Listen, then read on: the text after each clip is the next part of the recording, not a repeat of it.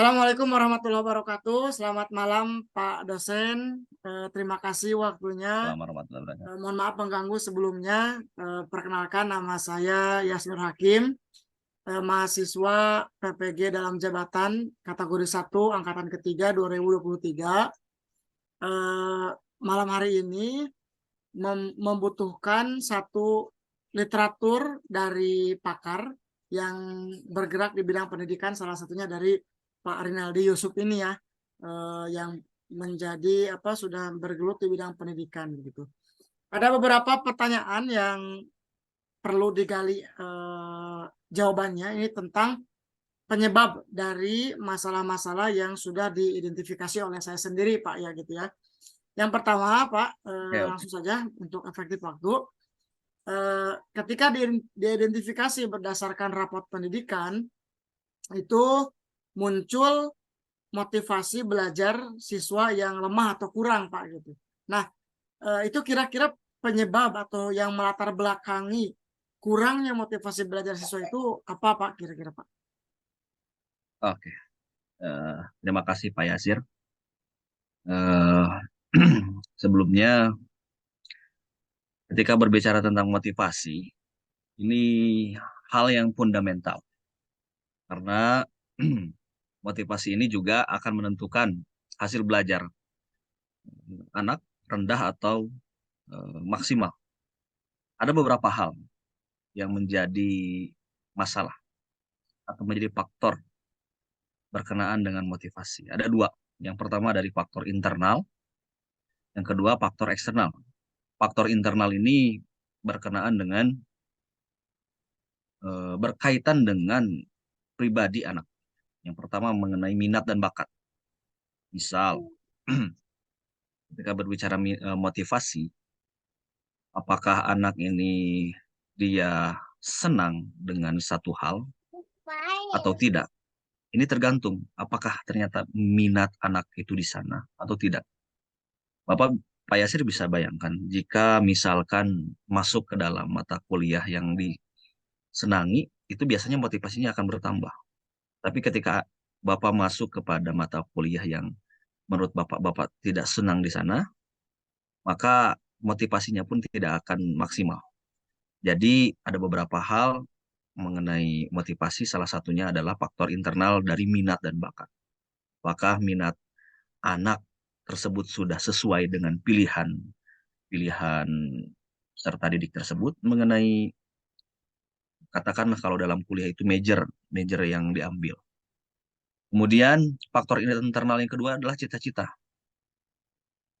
Kalau misalkan anak memiliki cita-cita yang jelas, dia masuk jurusan di SMK ini misalkan pengolahan hasil pangan karena memang dia pengen menjadi kimia analis misalkan, atau ingin menjadi uh, guru di SMK misalkan, maka dia akan mengambil jurusan APHP. Karena dia memiliki effort atau tujuan yang jelas, maka motivasi ini akan menjadi bertambah. Nah, ini berkaitan dengan faktor internal ya. Jadi yang pertama adalah minat, yang kedua cita-cita. Kemudian emosi. Nah, emosi juga ini menjadi hal yang penting. Ketika Pak Yasir ini masuk ke dalam sebuah kelas dengan hati yang gembira, maka motivasi atau Pak Yasir menerima materi pelajaran itu akan dengan maksimal. Bayangkan dengan situasi ketika Pak Yasir sedang bad mood, tidak nyaman, maka ilmu pun akan susah masuk. Karena memang sejatinya ketika belajar dengan kondisi yang nyaman, biasanya akan memudahkan kita untuk menerima satu materi baru. Kemudian itu dari faktor internal ya. Ada juga faktor eksternal. Faktor eksternalnya apa? Misal metode pembelajaran. Nah, ini kaitannya dengan di luar diri siswa. Misalkan dari kurikulumnya ya, atau pendidiknya. Metode pembelajaran yang dipakai itu monoton, tidak inovatif, membosankan, cenderung membuat ngantuk di dalam kelas. Nah, ini juga membuat situasi atau motivasi anak ini bisa turun. Jadi ini juga menjadi catatan penting bagi pendidik ya, bahwa pendidik ini mesti memiliki eh, model pembelajaran yang dikuasai itu lebih minimal dari 10. Agar apa? Variasi di dalam kelas ini membuat anak akan memberikan perhatian yang lebih terhadap materi yang disajikan oleh pendidik. Kemudian lingkungan belajar. Nah, ini faktor eksternal yang kedua adalah lingkungan belajar. Mungkin sampai sekarang ya, apakah anak IPA dan IPS di SMA ini masih tergolong? Ada asumsi seperti ini. Anak IPA ini anak-anak rajin dan pintar. IPS ini anak-anak yang maaf, misalkan aktif dan susah diatur.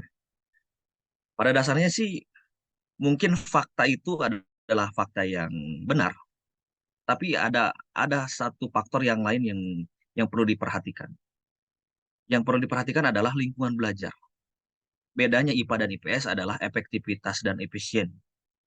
Jadi lingkungan belajar ini penting untuk mendapatkan hasil yang maksimal. Tentunya kalau misalkan Pak Yasir masuk ke dalam kelas yang nyaman, yang tidak gerah, kemudian situasi kelas juga wangi, ini akan membuat Pak Yasir nyaman di kelas. Beda halnya dengan misal sekolah yang atapnya itu misalkan terbuat dari, maaf, misalkan dari seng yang cenderung ini menyerap panas, misalkan ya. Sehingga gerah di dalam kelas dan tidak ada kipas angin atau AC, misalkan. Maka dari itu, memang kalau di Jepang ya, ukuran, bentuk, arah sekolah itu sudah ditentukan agar lingkungan belajar itu tercipta dengan maksimal. Kemudian juga faktor eksternal yang lain adalah orang tua. Apakah orang tua itu support atau tidak? Karena dari pusat pendidikan itu ada tiga. Yang pertama di lingkungan sekolah, yang kedua orang tua, yang ketiga adalah lingkungan sosial. Jadi orang tua juga memiliki peranan yang sama dengan pendidik, dengan guru. Apakah orang tua ini memberikan perhatian yang maksimal terhadap anaknya? Jangan sampai ketika ada sesuatu masalah dengan nilai di sekolah, orang tua menyalahkan ke guru. Padahal orang tua sendiri berpangku tangan di rumah, tidak ikut serta dalam proses pendidikan. Karena pendidikan itu sejatinya bukan hanya di sekolah saja, tapi juga di lingkungan sosial dan rumah, khususnya orang tua. Nah, kemudian ini yang terakhir adalah dari guru ya, kalau guru ya. Jadi guru juga memiliki peranan penting. Jadi kalau ada istilah dulu waktu saya SMP, kalau kalian tidak suka bahasa Inggris, minimal suka kalian dengan saya, maka kalian akan suka bahasa Inggris. Atau kalian kalau tidak suka dengan saya, suka aja dengan bahasa Inggris, maka kalian akan suka dengan saya. Jadi penting sekali peranan guru. Ilmu keguruan ini penting sekali. Bagaimana guru memberikan treatment yang baik kepada siswa sehingga siswa nyaman di sekolah. Nah, begitu Pak Yasir menurut saya. Jadi ada dua faktor internal dan eksternal mengenai motivasi. Siap, Sehingga siap, siap, motivasi ini siap, bisa siap. didapatkan dengan maksimal. Begitu Pak Yasir.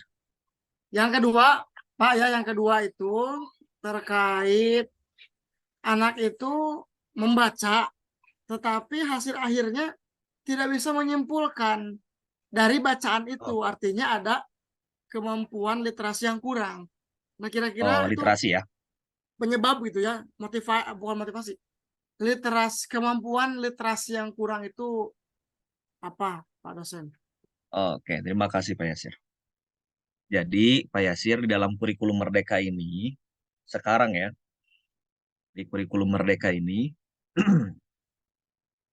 fokus literasi ini diberikan ruangan khusus.